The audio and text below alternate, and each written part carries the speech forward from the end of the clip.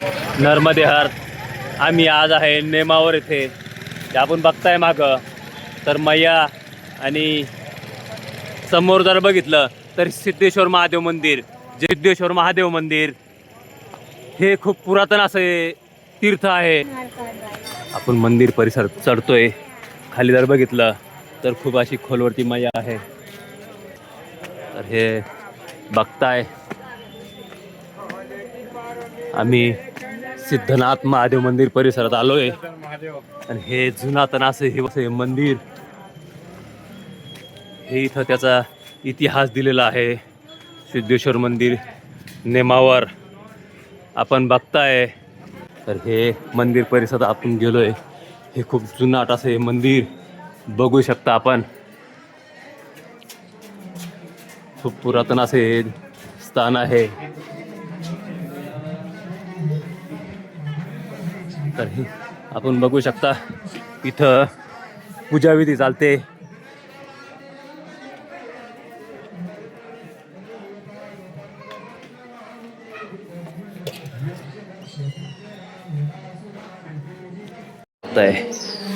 हे सिद्धनाथ महादेव मंदिर या परिसरात आपण आताच आणि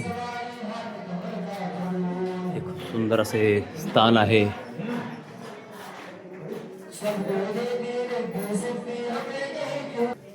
सिद्धेश्वर महादेव है। ये सिद्धेश्वर महादेव इसमें 3 मंदिर है, ओमकार जी का, सिद्धेश्वर का, महाकालेश्वर का। 3 2 बंद है। 2 बंद है. इनका इतिहास बता सकते हैं बाबा जी कुछ? ये कौरव पांडव के समय का बना है। कौरवों ने बनाया, पांडवों ने मुंह घुमाया इसको, उसने अपना कर लिया इसको, ऐसा है क्या? अपना बना लिया। हाँ, उससे पहले भी कुछ इतिहास है उसका, उसके पहले का भी? ये ब्रह्मा के मानस पुत्र की हाँ। स्थापना है वो यहाँ पर। हाँ। और मंदिर उन्होंने बनाया, पांडवों ने, कौरवों ने। ने पांडव के पहले का इतिहास? पहले का इतिहास तो अब वो भगवान का ही है, समुद्र मंथन वाला। हाँ. वही इतिहास है उनके पहले का, समुद्र मंथन का। ये महाभारत के टाइम बना है, वो राम राम अवतार। भगवान का था इतिहास उसके पहले। इसके पहले ऐसा सुना है ये कि कृष्ण अवतार में बना है ये मंदिर हाँ। इसका बहुत पुराना इतिहास है. हाँ, बहुत पुराना 5,500 वर्ष पुराना मंदिर है, 5,500 साल पुराना. पुराना है। तर आपण बघताय ह्या मंदिराचा इतिहास आत्ताच आपल्या बाबांनी सांगितलंय. ये पत्थर अलग ही दिख रहा है इधर. ये अलग ही पत्थर है. ये सब टेकरी पे बना है, नर्मदा जी तक है टेकरी इसकी। हाँ. ये नाभि कुंड है, नाभि कुंड से नेमावर नाम पड़ा है इसका। नाभि कुंड की वजह से. हाँ, नाभि नाम था पहले, फिर नेमावर हुआ। वो उठी भरना हो तो मजा आओ। तर आपण बघताय हे मंदिर. बोला. तर आपण बघू शकता तर हे मा नर्मदा मंदिर आहे. आणि हे जे आहे हे खूप सुंदर असं हे मंदिर, हा परिसर. आणि खूप असं बघू शकता हे सुंदर असं मंदिर. दगड जो बघताय तर हा दगडामध्ये हे कोरलेलं आहे. तर हे दगडात कोरलेलं हे बांधकाम.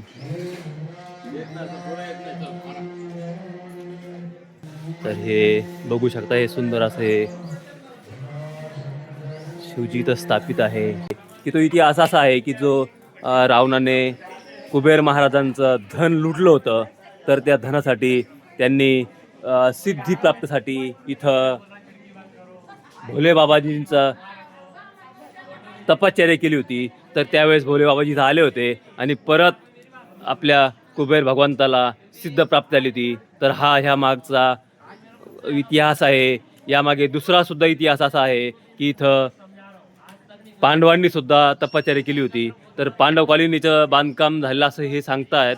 पण हे खूप पुरातन असा हा या मंदिराचा इतिहास असा आपण बघितला आहे. मुक्तेश्वर महादेव मंदिर. तर इथं बघताय डाळ चढवली जाते. ऋण मुक्तेश्वर मंदिरामध्ये डाळ चढवण्याचा मान असतो. त्यावेळेस हा एक ओमकारजीला पण ऋण मुक्तेश्वर आहे. आणि इथं नेमावरला सुद्धा एक ऋण मुक्तेश्वर महादेव मंदिर आहे. तर आम्ही आता इथं दर्शन घेऊ आहे. पुढं नेमावरपासून आलोय तर थोड्या अंतरानं हा छोटासा आश्रम आहे. वो टीके भी के जूते आते हैं 500 रुपए के। हा सुंदर असा आश्रम. चहा पाण्याची व्यवस्था असते. तर बघू शकता आपण अशी ही व्यवस्था आहे. जे मी नेमावरकडून ह्या रस्त्याने आलोय. पुढे जाणार आहोत तो तर तो हा रस्ता. आणि इथं जर बघितलं तर हे गाव आहे तुरनाल, जे आपण बघताय श्री परशुराम महादेव आश्रम तुरनाल. तर ही तपभूमी आहे भगवान परशुरामजीची. तर आपण हे बघताय हे मंदिर जे भगवान परशुरामजीच्या तपभूमी, भगवान परशुरामजीने तप केलं आहे, तर ते हे मंदिर आपण बघताय. आणि समोर जरा बघितलं तर अशी विशाल असं मायाचं इथं पात्र आहे. माया इथं अशी वाहते, आपण बघू शकता. सुंदर असे दृश्य आहे. खाली सुंदर असा घाट, खूप खोलवरती असा हा घाट आहे. आणि मायाचं असं विशाल असं पात्र इथं आपण बघताय. आपण श्री भगवान परशुरामजींचं दर्शन घेतोय, मंदिरामध्ये चालतोय. तर हे श्री भगवान परशुरामजीची तपोभूमी आपण दर्शन करतोय. जे भोले बाबा विराजमान इथे आहे. तर हे भगवान परशुरामजी यांची तपभूमी आहे. हे भगवान परशुरामजींनी इथं भोले बाबांना स्थापित केलेलं आहे. तर हे शिवजी आपण बघताय, हे परशुरामजींच्या तपभूमीतील हे शिवजी आहे. इथं भगवान परशुरामजीने तपश्चर्या केलेली आहे. तर हे भोले बाबा जे पुरातन असे हे भोले बाबा इथे विराजमान आहे. आपण बघू शकता. समोर बघितलं तर मैया, विशाल अशी मैया आहे. नर्मदे हर. आत्ताच आम्ही परशुरामजींच्या तपभूमीवरून आलो आहे. आणि हा मैयाच्या शेजारी छोटी मैया आहे. त्या मैयावरील हा पूल बघताय सगळा हलतोय, भीती वाटते. तर आपण थोड्या अंतरानं परशुरामजीच्या मंदिरापासून पुढं आलो आहे. तर हे दैयत गाव आहे. तिथंसुद्धा एक आश्रम आहे. इथंच मैयाच्या किनाऱ्यावरती आपण बघताय खाली मैया वाहते आणि इथंच हा आश्रम. तर आम्ही पुढील मार्गाने निघतोय. नर्मदे हर. आपण आलोय करुणाधाम आश्रम. करुणाधाम आश्रम हा मोठा परिसर आहे. करुणाधाम आश्रमचा बाबाजी मंदिर कौन से भगवान है? भोलेनाथ भगवान कौन से? ये भोलेनाथ का मंदिर करुण गांव तहसील करुण गाव तहसील हरदा. करुण गाव आहे, तहसील हरदा आणि देवास जिल्हा आहे. तर हा खूप सुंदर असा मोठा आश्रम आपण बघताय. आणि समोर जर बघितलं तर हा घाटावर जाण्यासाठी खाली मार्ग आहे. आणि समोरच बघितलं तर आपण अफाट अशी अथांग मैया इथे वाहते. हे विशाल असं मैयाचं इथं दृश्य आपण बघतोय. आणि सुंदर असा हा घाट समोरच खाली आहे. हे करोंद गावातील हे दृश्य आपण बघताय. आम्ही दुपारी आश्रमावर आज भोजनासाठी थांबलोय. तर हा परिसर आहे जो करुणाधाम आश्रमचा हा परिसर. नर्मदे हर. नर्मदे हर. आपण थोडेसं पुढं आलो 6 किलोमीटरवरती श्री अक्षयधाम आश्रम पिपलनेरिया ब्रह्मलीन श्री. तर हा एक आश्रम आहे. इथे सुद्धा परिक्रमावासियांची खूप सेवा होते, बघू शकता.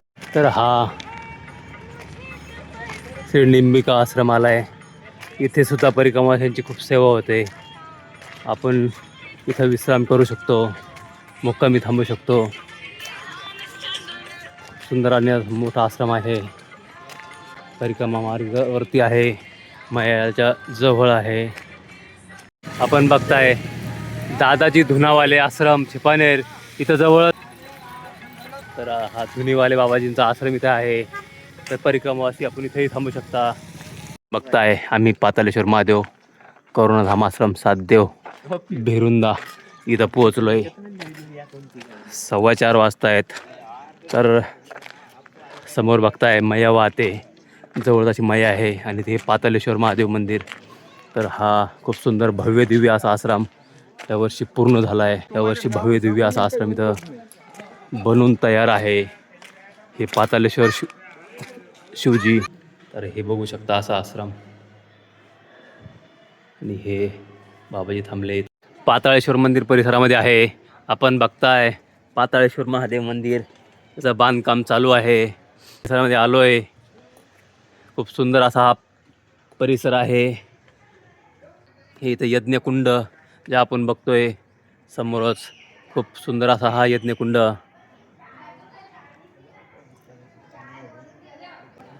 खूप सुंदर असा हा यज्ञकुंड आहे. आणि इथं जर बघितलं तर हा आपण बघताय हे सातदेव गावामधील पाताळेश्वर मंदिर आपण बघताय. आणि सुंदर असा हा मंदिर परिसर, लगेच लागून मैया आहे. खूप सुंदर असा मोठा विशाल असा घाट पलीकडे बांधलेला आहे. मंदिर परिसरामध्ये आम्ही आलो आहे. पाताळेश्वर महादेव मंदिर.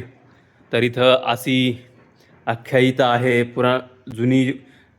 त्यावेळेस इथं जमिनीमध्ये आपण बघता ही जागा, ह्या जागेवर एक खोल अशी भेग होती दगडाच्या मध्ये. पाताळेश्वर असायचं नाव पाताळेश्वर याच्यामुळेच आहे की तिथं खोल अशी दरी होती, खोल छोटीशी. आणि त्या भेगेमध्ये पैसे टाकायचे तर ते खूप खोलवरती पैसे वाजत जायचे. म्हणून ह्या महादेव मंदिराला पाताळेश्वर नाव असं पडलं आहे.